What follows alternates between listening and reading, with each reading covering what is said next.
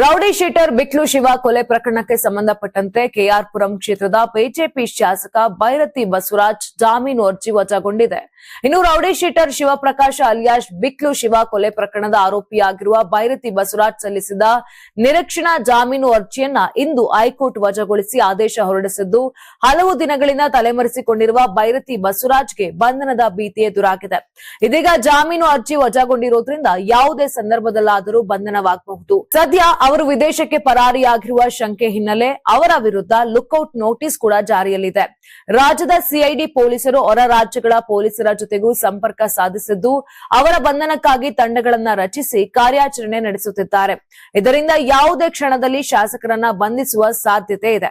ಕಳೆದ ವರ್ಷ ಜುಲೈ 15ರಂದು ಬೆಂಗಳೂರಿನ ಅಲಸೂರಿನಲ್ಲಿ ನಡೆದ ರೌಡಿ ಬಿಕ್ಲು ಶಿವನ ಕೊಲೆ ಪ್ರಕರಣದ ಪ್ರಮುಖ ಆರೋಪಿ ರೌಡಿ ಜಗದೀಶ್ ಅಲಿಯಾಸ್ ಜಗ್ಗನೊಂದಿಗೆ ಶಾಸಕ ಬಸವರಾಜ್ಗೆ ನೇರ ಸಂಪರ್ಕವಿದೆ.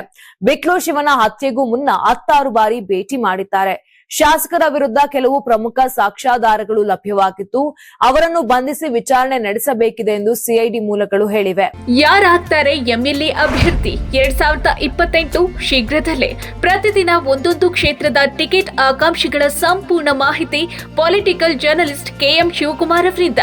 ಕರ್ನಾಟಕದ ನಂಬರ್ 1 ಡಿಜಿಟಲ್ ಮೀಡಿಯಾ ನಿಮ್ಮ ನೆಚ್ಚಿನ ಕರ್ನಾಟಕ ಟಿವಿಯಲ್ಲಿ ಮಾತ್ರ.